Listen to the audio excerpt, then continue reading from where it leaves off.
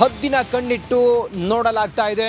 ಆ ಮೂಲಕ ಡ್ರೋನ್ ಹಾರಾಟವನ್ನು ಸಂಪೂರ್ಣವಾಗಿ 3 ದಿನಗಳ ಕಾಲ ದೆಹಲಿಯಲ್ಲಿ ಡ್ರೋನ್ ಹಾರಾಟವನ್ನು ಸಂಪೂರ್ಣ ನಿಷೇಧ ಮಾಡಲಾಗಿದೆ. ಆ ಮೂಲಕ ಪ್ರಧಾನಿ ನರೇಂದ್ರ ಮೋದಿ ಅವರು ಪ್ರಮಾಣ ವಚನವನ್ನು ಸ್ವೀಕರಿಸುವ ಗಳಿಗೆಯಲ್ಲಿ ಯಾವುದೇ ಅಹಿತಕರ ಘಟನೆಗಳು ಆಗದಂತೆ ಎಲ್ಲ ರೀತಿಯಲ್ಲೂ ಕೂಡ ಬಿಗಿ ಬಂದೋಬಸ್ತನ್ನು ಮಾಡಲಾಗಿದೆ. 3ನೇ ಬಾರಿ ಪ್ರಧಾನಿ ನರೇಂದ್ರ ಮೋದಿ ಅವರು ಅಧಿಕಾರವನ್ನು ನಾಳೆ ಸ್ವೀಕರಿಸ್ತಾ ಇದ್ದಾರೆ. ಪ್ರಧಾನಿ ಪಟ್ಟವನ್ನು ಅಲಂಕರಿಸ್ತಾ ಇದ್ದಾರೆ. ನಾಳೆ ನಾಡಿದ್ದು ದೆಹಲಿಯಲ್ಲಿ ನೋ ಫ್ಲೈ ಝೋನ್, ಬೀದಿಗಳಲ್ಲಿ ಭದ್ರತೆಯನ್ನು ಹೆಚ್ಚಳ ಮಾಡಲಾಗಿದೆ. ಎಲ್ಲ ಕಡೆಗಳಲ್ಲೂ ಕೂಡ ಹದ್ದಿನ ಕಣ್ಣಿಡಲಾಗಿದೆ. ಜಾಗತಿಕ ಮಟ್ಟದ ಗಣ್ಯರು ಬರ್ತಾ ಇದ್ದಾರೆ. ಬೇರೆ ನೆರೆಹೊರೆ ರಾಷ್ಟ್ರಗಳ ಮುಖ್ಯಸ್ಥರು ಬರ್ತಾ ಇದ್ದಾರೆ. ಹಾಗಾಗಿ ಎಲ್ಲ ರೀತಿಯಲ್ಲೂ ಕೂಡ ಬಂದೋಬಸ್ತನ್ನು ಟೈಟ್ ಮಾಡಲಾಗಿದೆ. ನವದೆಹಲಿಗೆ ಆಲ್ರೆಡಿ ಬಾಂಗ್ಲಾದ ಅಧ್ಯಕ್ಷೆ ಶೇಖ್ ಹಸೀನಾ ಅವರು ಬಂದಿಳಿದಿದ್ದಾರೆ. ಇನ್ನೂ ಹಲವು ಅಕ್ಕಪಕ್ಕದ ದೇಶಗಳ ಮುಖ್ಯಸ್ಥರು, ಅಧ್ಯಕ್ಷರು ನಾಳೆ ಬೆಳಿಗ್ಗೆಯಿಂದ ಬರ್ತಾರೆ. ಆ ಕಾರಣದಿಂದ ಯಾವುದೇ ಒಂದು ಸಣ್ಣ ಮುಜುಗರೂ ಆಗದ ರೀತಿಯಲ್ಲಿ ಎಲ್ಲವನ್ನು ಕೂಡ ವ್ಯವಸ್ಥಿತವಾಗಿ ಮಾಡೋ ಪ್ರಯತ್ನವನ್ನು ಈಗ ಮಾಡ್ತಾ ಇದ್ದಾರೆ. ಆ ನಿಟ್ಟಿನಲ್ಲಿ ಸಂಪೂರ್ಣ ಬಿಗಿ ಬಂದೋಬಸ್ತನ್ನು ಕೂಡ ಏರ್ಪಡಿಸಲಾಗಿದೆ.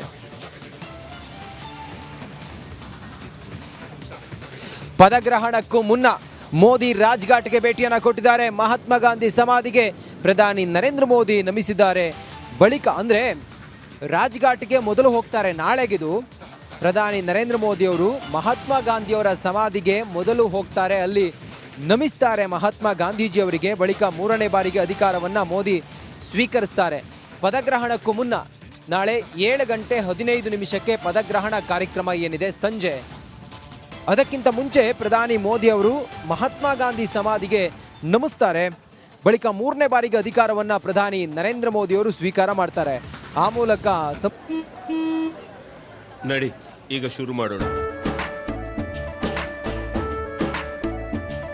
ಕೇಸರಿಯಿಂದ ಮನೋಲ್ಲಾಸ ಮನಸ್ಸು ಮತ್ತೇರಿ ಕುಣಿದಾಡಿದೆ ನೋಡು, ಮನಸ್ಸು ಮತ್ತೇರಿ ಕುಣಿದಾಡಿದೆ ನೋಡು.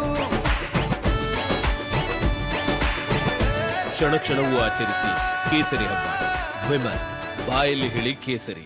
ಪೂರ್ಣವಾದಂತಹ ಒಂದು ಸಿದ್ಧತೆಯೊಂದಿಗೆ ನಾಳೆ 3ನೇ ಬಾರಿ ಪ್ರಧಾನಿ ನರೇಂದ್ರ ಮೋದಿ ಅವರು ಪಟ್ಟಕ್ಕೇರ್ತಾರೆ, ಸಿಂಹಾಸನವೇರ್ತಾರೆ.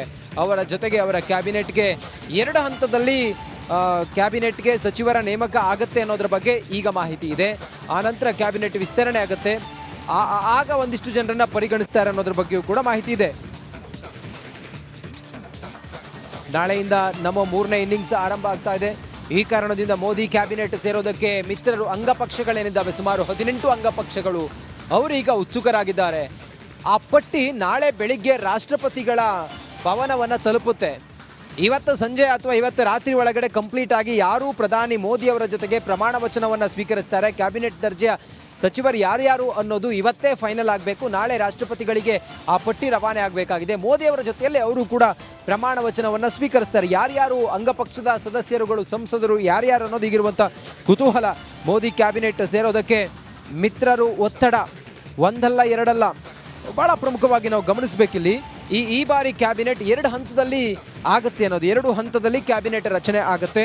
ಮೈತ್ರಿ ಪಕ್ಷಗಳ ಒತ್ತಡದಿಂದಾಗಿ ಮೋದಿ ರಣತಂತ್ರವನ್ನು ಹೆಣೆದಿದ್ದಾರೆ. ಯಾಕಂತ ಹೇಳಿದ್ರೆ ಈಗ TDP ಅವರು ನಮಗಿಷ್ಟು ಸಚಿವ ಸ್ಥಾನ ಬೇಕು, ಕ್ಯಾಬಿನೆಟ್ ದರ್ಜೆಯ ಸಚಿವ ಸ್ಥಾನ ಬೇಕು, ಅದ್ರ ಜೊತೆಗೆ MOSಗಳನ್ನು ನಮ್ಮ ಪಕ್ಷದವ್ರನ್ನ ಅಥವಾ ನಮ್ಮ ಸಂಸದರನ್ನ ಮಾಡಬೇಕು ಅನ್ನೋ ಒತ್ತಡ ಇದೆ. ಹಾಗೆ JDU ಅಲ್ಲೂ ಕೂಡ ಒತ್ತಡ ಇದೆ. ಹೀಗಾಗಿ ಪ್ರಧಾನಿ ನರೇಂದ್ರ ಮೋದಿ ಅವರು, ಹಂಗಾಮಿ ಪ್ರಧಾನಿ ಈಗ ನರೇಂದ್ರ ಮೋದಿ ಅವರು ಒಂದು ರಣತಂತ್ರವನ್ನು ಹೆಣೆದಿದ್ದಾರೆ. 2 ಹಂತದಲ್ಲಿ ಕ್ಯಾಬಿನೆಟ್ ಅನ್ನ ರಚನೆ ಮಾಡೋದಕ್ಕೆ, ಒಂದು ಹಂತದಲ್ಲಿ ಒಂದಿಷ್ಟು ಜನರನ್ನ ಸೇರ್ಪಡೆ ಮಾಡಿಕೊಂಡ್ರೆ 2ನೇ ಹಂತದಲ್ಲಿ ಕ್ಯಾಬಿನೆಟ್ ಅನ್ನು ವಿಸ್ತರಣೆ ಮಾಡೋದಕ್ಕೆ ಒಂದು ರಣತಂತ್ರವನ್ನು ಹೆಣೆದಿದ್ದಾರೆ.